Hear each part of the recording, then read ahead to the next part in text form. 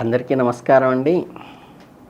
ప్రధానంగా ఈ ఆగస్టు మాసంలో మీనరాశి వాళ్ళకి, అంటే రాసుల్లో ఆఖరి రాశి అయినటువంటి మీనరాశిలో పుట్టిన వాళ్ళకి, అంటే ఇప్పుడు దా అక్షరంలో ది ఉంది సరే, ధీరస్ అంటారు కదా, అలాగే మనకి పేరులో దు కానీ ఇం కానీ ఝా కానీ ఝాన్సీ అంటారు కదా, ధాత్రి అంటారు కదా, అలాంటి ఏంటంటే పూర్వభాద్ర 4వ పాదం కానీ ఉత్తరాభాద్రలో ఉన్నటువంటి 4 పాదాలు కానీ రేవతిలో 4 పాదాలు, ఈ రేవతిలో 4 పాదాలకు మొదటి అక్షరం ఏంటి?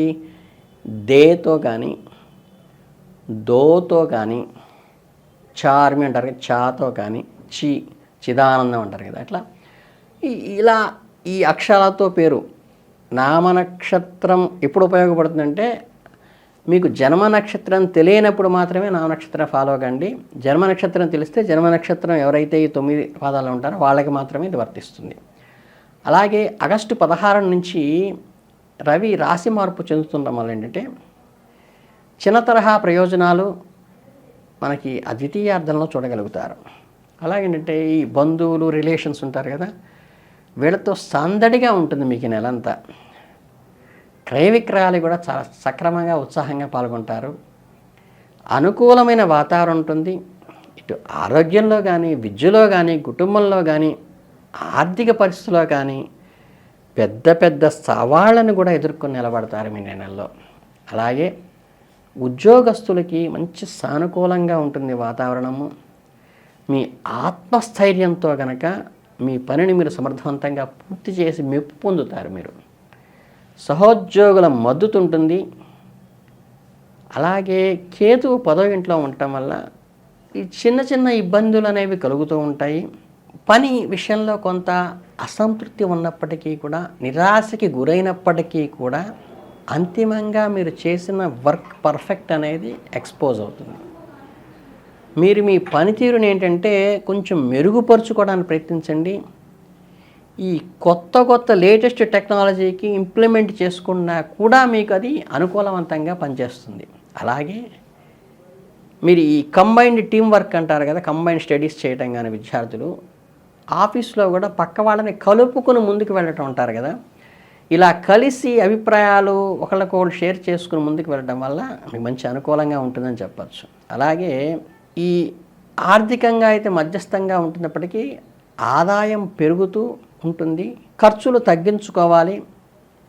శని యొక్క ఏంటంటే ఈ ద్వాదశంలో 12వ ఇంట్లో తిరోగమన స్థితిలో ఉండటం వల్ల, అలాగే బుధుడు శుక్రుడు 6వ ఇంట్లో ఉండటం వలన ఈ ఎక్స్పెండిచరు ఖర్చులు ఇబ్బంది కలిగిస్తాయి. ఆర్థికంగా ఒకసారి పడిపోయే పరిస్థితి ఏముండదు, కొంచెం తడువుకున్నట్టు ఉంటుంది. కనుక ఏంటంటే కొంచెం ఫైనాన్షియల్ మేనేజ్మెంట్ చేసుకుని ఆర్థికంగా ఒక ప్రణాళిక కనుక నిర్ణయించుకుని మీరు ఈ ఆర్థిక స్థిరత్వాన్ని నిలబెట్టుకోవచ్చు. అంటే మీ స్వయం కృషితో దాన్ని మార్చుకోవచ్చు. అంతకుమంచి ఇబ్బందులు ఏం లేవు. విద్యార్థులకైతే నెల కొంత సవాలుగా ఉంటుంది. అంతరాయాలు అవాంతరాలు కూడా ఎదురవుతాయి. ఏమాత్రం నిరాశ పడబాకండి. కష్టపడి చదవండి, మంచి ఫలితాలు సాధించండి. ధ్యానము, యోగా వంటివి విద్యార్థులు చేస్తే ఏకాగ్రత పెరుగుతుంది. వారికి సమయాన్ని ఎట్టి పరిస్థితుల్లో వృధా చేయకుండా వినియోగించుకోండి, సక్రమంగా వినియోగించుకోండి. క్రమశిక్షణగా చదవండి. ఉపాధ్యాయులు చేసినటువంటి ప్రతి సలహాని పరిగణలోకి తీసుకోండి. ఖచ్చితంగా మీరు విజయం సాధిస్తారు. మీరు ఇంకా ఏం చేయాల్సిందంటే మీ సహోద్యోగుల్లో ఉన్నటువంటి ప్రావీణ్యాన్ని గుర్తుపెట్టుకొని గమనించి దాన్ని మీరు ప్రాక్టీస్ చేస్తే కూడా మీరు ముందుకు వెళ్ళేటువంటి అవకాశం ఉంటుంది. ఇక ఫ్యామిలీ లైఫ్కి వస్తే ఏంటంటే కుటుంబ జీవితంలో ఈ నెలలో కూడా సోదర అంటే అప్పచెల్లెళ్ళు అమ్మదమ్ములతో సన్నిహితంగా మెలిగే అవకాశము, వాళ్ళు సన్నిహితం దగ్గరయ్యే అవకాశం కూడా మీకు ఉంటుంది. వారికి మీ సహాయం అవసరమయ్యేటువంటి పరిస్థితి ఉంటుంది. కాబట్టి మీ సహాయంతో వారి మనసును దోచుకోండి. వారి అవసరాలను గుర్తించి వారి మనసెరిగి మీరు మన మనసుకి దగ్గరకండి.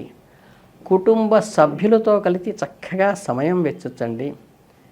వారి అభిప్రాయాలను గమనించండి. దానితో సిమిలర్గా మీ జీవిత భాగస్వామి ప్రాధాన్యత ఇవ్వటం మటుకు మర్చిపోబాకండి. ఇక హెల్త్ విషయానికి వస్తే ఏంటంటే, ఈ నెలలో ప్రత్యేక శ్రద్ధ అవసరమేం లేదు. కొన్ని చిన్న విషయాల్లో, ఆహార విషయాల్లో శ్రద్ధ అవసరము. ముఖ్యంగా మొదటి నెల భాగంలో అనారోగ్యం పట్ల కొంచెం అప్రమత్తంగా ఉండాల్సిన అవసరం మొదటి భాగంలో అయితే వస్తుంది. కానీ తగినంత విశ్రాంతి తీసుకోవటం కానీ, సరైన బయట ఆహారం తీసుకోకపోవటం వల్ల దీన్ని అధిగమించేయచ్చు, ఇబ్బంది ఏం లేదు. మీరేం చేస్తారంటే, ఇంకా పరిహారం కోసం ఈ గురువారం రోజు ఏదైతే ఉందో, గురువుకి దత్తాత్రేయుని యొక్క పూజ కానీ, త్రిమూర్తాత్మక స్వరూపం కాబట్టి, అలాగే విష్ణు అర్చన కానీ చేయటం వల్ల గురుగ్రహ దోషాలు తొలగి ఆరోగ్యము, సంపద, విద్యారంగంలో కూడా మంచి అభివృద్ధి సాధిస్తారు.